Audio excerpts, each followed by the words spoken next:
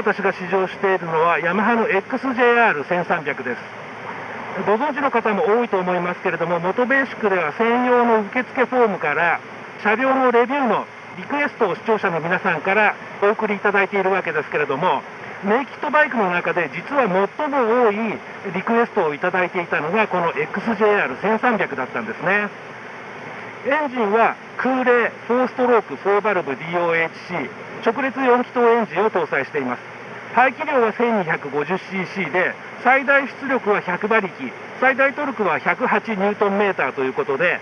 やはりそのトルクの力強さ、それがよく感じられる乗り味となっています。ドアストロークは 79mm×63.8mm ということでショートストロークエンジンになっていますね。空冷エンジンの魅力を語る上で欠かせないのがやはりこの造形の美しさだと思います。空冷エンジンらしい美しさを取り入れようということで、各社水冷エンジンであるのに空冷っぽい冷却フィンっぽいデザインのリブをエンジンの側面に設けたりといろいろ工夫しているわけですけれども、今日乗っているこの XJR1300 というのはまさに本物の空冷エンジンであるわけで、深く刻まれた深く鋳込まれたこの冷却フィン、これを見るたびに機能美という言葉を思い出さずにはいられない美しさ、これがですねやはりこのモデル最大の魅力なのではないかと思います。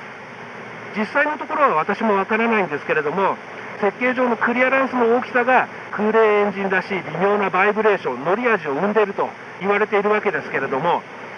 かつてのキャブレーター車のような荒々しい面というのはもうほぼ鳴りを潜めてしまっているんですけれども、低い回転数で特に感じられるんですけれども、カムがギュルギュルと回っているような大きくて重たいクランクがゴロゴロと転がっているようなイメージした通りの空冷エンジンの乗り味を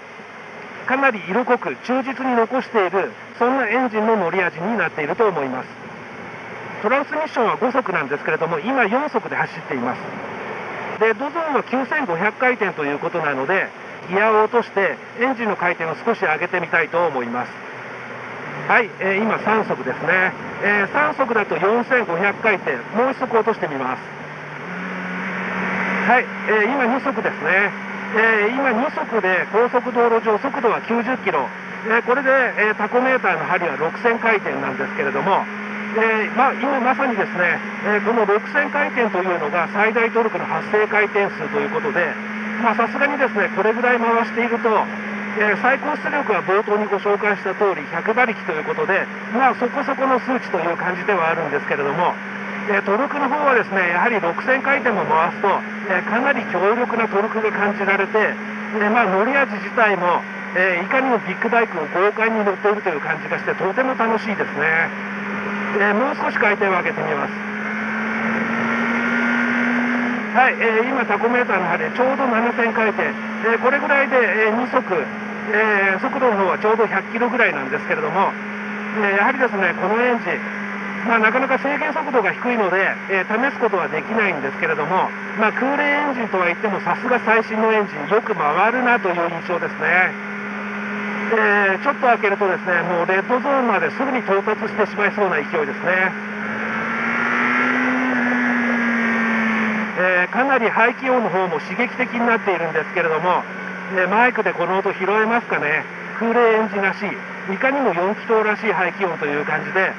まさにライダーをその気にさせる音ですね。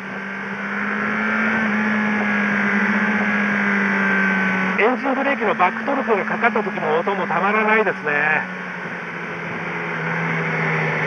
はい、エンジンはこんな感じでですね、さすがによく回る、そして空冷エンジンの魅力を生かしながらも現代的なフィーリングに満ち溢れた、そんな乗り味になっていると思います。メインフレームには 38.1mm の極太のハイテンションスチール高張力交換を用いたダブルクレードルフレームとなっています。これぐらいの太いダブルクレードルフレームとなるとアルミのツインスパーフレームなどと比べてもその違いはもうなかなかわからないと、それぐらいの合成感に満ち溢れていますね。フロントには 41mm 系のインナーチューブを持つ成立フロントフォークを採用しているんですけれども、厚側、伸び側、そしてプリロードの調整ができるフルアジャスタブルタイプとなっています。そしてフロントフォークに関連する部分ではあるんですけれども、ライダーが何もアクションを加えなければビシッとまっすぐ走ってくれる優れた直進安定性を持っています。パワーをかけながらの車線変更などというシーンはよくあると思うんですけれども、そういった時には今度逆にその意思をちょっと車体に伝えてやるだけでステアリングが反応して隣の車線の狙ったポジションにスパッと入ることができる、そんなハンドリング、ステアリングレスポンスになっていますね。リアサスペンションですけれども、こちらの方はヤマハ純正オーリンズ製のサスペンションユニットを採用しています。厚側、伸び側、そしてプリロードの調整ができるフルアジャスタブルタイプとなっています。ヤマリンズなどといって、揶揄する向きもあるようですけれども、ヤマハ純正のオーリンズサスペンションだからといって単純に性能が低いかというと、私はそんなことはないと思いますね。私もオーリンズ製のサスペンションを搭載した車両を持っていますけれども、その車両と比較しても遜色ないリアのサスペンションの感触となっていますし、高性能サスペンションならではのサスペンションが伸びた時のフィーリング、これがとてもいいですね。総じてですね、高速道路上では余裕に満ち溢れた優れた走行性能が味わえるオートバイだと思います。はい、ということでいつもの通りワインディングに向かったんですけれども、皆さんご存知の通り強い寒波が例年よりも早めに訪れたということで、すでに路面は半分凍結状態ということで大変申し訳ないんですけれども、ワインディングでの撮影を断念することにしました。市場自体はこの撮影に先立って済ませていますので、ワインディングを走った時の印象も含めてレビューの後半はこの高速道路上からお届けしたいと思います。前後ブレーキなんですけれども、フロントリアともにキャリパーはモノブロック構造となっています。フロントはフローティングのダブルディスク、そしてリアはシングルディスクブレーキとなっているんですけれども、フロントブレーキのタッチはとても良くて、フロントタイヤが限界かなと感じられるぐらいまでギリギリまでコントロールできるタッチの良さ、コントロール性の良さもあって、そして当然のことですけれども制動力も十分です。一方リアブレーキなんですけれども、とても強力な制動力を発揮してくれるリアブレーキになっていると思います。こちらの方はフロントブレーキの感触とはちょっと違って、そろそろリアタイヤがロックするかなと感じてから実際にロックするまでのコントロール幅っていうのはそれほどないようなんですね。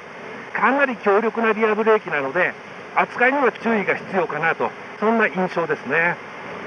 ハンドリングはワインディングも含めてオールでもちょっと話をしましたけれども、安定性重視のハンドリングではあるとは思うんですけれども、実にスポーティーなハンドリングになっていると思います。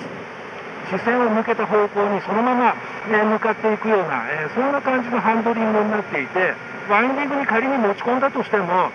コーナリングに恐怖を覚えるというようなことはまずないんじゃないかなと思います。この空冷エンジンが大柄に見えるので、それほどエンジンの搭載位置は低くは見えないんですけれども、実際のところはちょっとわからないんですが、乗った限りでは例えばクランクとか、エンジンの重たい部分、エンジン自体の重心がかなり低い位置にレイアウトされているんじゃないかなというような印象ですね。これだけ大きい車体でありながらコーナリングに対して恐怖感が湧かない、思い切ったライディングができる、これもこの XJR1300 の優れた部分だと思います。燃料タンクは大容量の21リットル、20リットル以上の容量が確保されているということで、給油回数を減らした快適なツーリングをサポートしてくれるんじゃないかなと思います。こうして長時間乗っているといいなと思うのはやはりこのシートですね。座面が広い上にライダーが実際に着座する位置が地面と平行、とてもフラットなんですね。昨今なぜかこういったフラットで広い座面を持つシートっていうのは少なくなってきているように思うんですけれども、実に使いやすいなと思います。ということで今日は珍しくというか初めてですけれども、前編にわたって高速道路上からこの XJR1300 のレビューをお届けしましたけれども、この味わい深いエンジン、そして乗りやすい車体構成、前後の優れた足回り、こういったものを考え合わせてみると、もちろん100万円オーバーなので安価ではないですけれども、税引きで103万円という価格設定っていうのはなかなかお買い得なオートバイなんじゃないかなと思います。そして何よりも最新の空冷エンジンが未だに新車で手に入るということ、これはとても貴重なことだと思います。この大排気量空冷エンジンを味わったことがないという方はぜひ機会を見つけて試乗してみていただければと思います。